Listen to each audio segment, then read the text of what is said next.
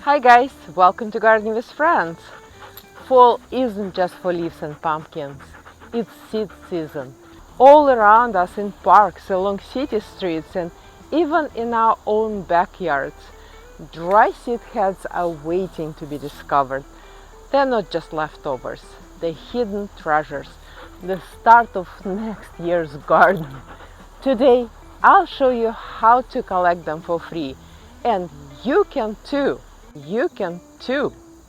Let's take a look at some of the best plants for collecting seeds. To start with some favorites for our Zone 6B gardens, Joe Pye Weed towers above the garden with soft pink blooms that pollinators adore. Its seeds form fluffy tufts ready to float away, which makes collecting them now especially rewarding. Look for signs that seeds are mature. Pods or seed heads should be dry and brown, and seeds should fall easily when touched. First, label paper bags or envelopes. Trust me, when late fall comes, they all start to look alike. When harvesting, always be respectful. Take just a small portion and leave plenty for wildlife and natural reseeding. A simple paper bag or envelope is all you need. Lupines offer striking spires in early summer. Here's my Lupine envelope with Wookie's signatures on it. Wookie is checking if this one matured yet. I guess it's a no. And by fall, their pods rattle like tiny maracas. Harvesting this gives you a head start on next year's colorful display and means you'll have cottage garden color locked in for next spring. Cleome, also called spider flower, produces papery pods filled with tiny black seeds. When harvesting, look to the lower seed pods first.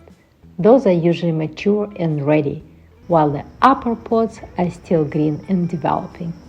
Cosmos are light, feathery beauties that bloom in shades of pink, white, purple, and even deep crimson. Their seed heads form after the petals fade, with long, narrow seeds that are easy to collect. While cosmos love the warmth of summer and are best saved for spring sowing, gathering their seeds in fall means you'll have a rainbow of colors waiting for you when the next season arrives.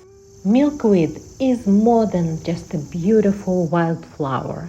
It's a lifeline for monarch butterflies, who lay their eggs exclusively on its leaves. And only native milkweed species are truly beneficial for monarch butterflies. Tropical varieties can actually harm them by spreading a protozoan parasite.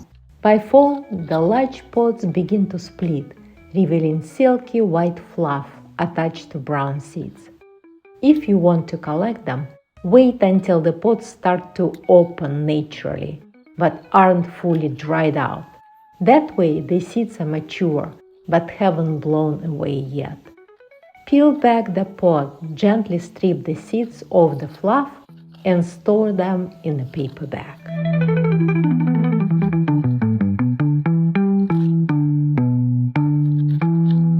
Blue globe thistle is striking in both bloom and seed.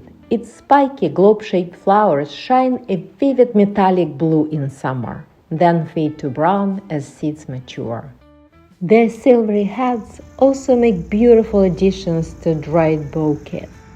Cut the seed heads when they've dried on the plant, then shake or pull the seeds free. Don't mistake the fluff for the seed itself. The real thistle seeds are small and hidden inside. You can either sow as is or extract first for easier planting. The pod will naturally decay over time, releasing the seeds. Since they need light to germinate, scatter them on the soil surface in fall without burying them deeply. In my garden, it easily self-seeds, so I always have small plants to share. While Bergamot or bee balm is a magnet for bees, butterflies, and even hummingbirds. Its lavender blooms bring both color and pollinator activity to the garden. When the flowers fade, The heads dry into little spiky crowns packed with tiny seeds. Collect them by rubbing the heads over a paper bag. Scatter them back into the garden in fall, and you will have clumps of fragrant, pollinator-friendly plants returning year after year. Coneflowers, echinacea, are more than just purple. You'll find them in white, orange, yellow, red, and even green. Their daisy-like blooms give way to spiky cones filled with seeds that goldfinches love. Clip and save some, but leave a few for the birds. They're perfect for fall sowing, and since they need light to germinate, press them into the soil surface rather than burying them. Zinnias are bold, colorful showstoppers: reds, pinks, purples, oranges, and even lime green. Their seeds hide inside the papery petals of faded blooms. Dry, tease them out, and save them for spring. If you collect from mixed beds, expect surprises in the colors next season. Marigolds, cheerful in gold, orange, and yellow, do double duty. They brighten the garden and deter pests. When the flower heads dry, pull out the slender arrow-shaped seeds, store them dry, then sow in spring for another year of vibrant color and natural pest control.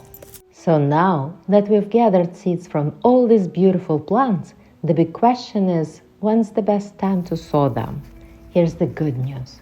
Many of these seeds can be sown directly in your garden this fall.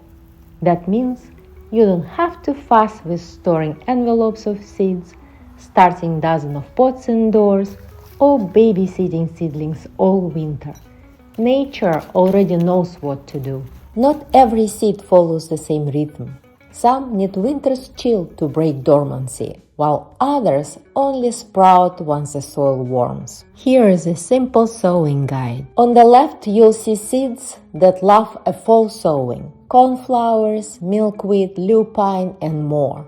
Just scatter them on prepared soil and let winter to do the work.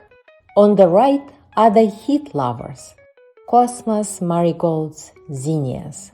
These do best when you wait until spring to sow. And don't forget the light lovers. Notice the little light bulb icon. Those are seeds that need light to germinate. So don't bury them deeply. Just press them gently into the soil surface and let the sun do the rest. Of course, there are many more plants whose seeds you can collect in the fall. These are just a few favorites to get you started. Scatter seeds this fall or save them for spring. Either way, from a handful of dried petals comes the promise of next season's beauty. And the best part? It all begins with seeds you've gathered yourself. Do you collect them in fall or start fresh in spring? Please share your garden treasures in the comments. Happy gardening!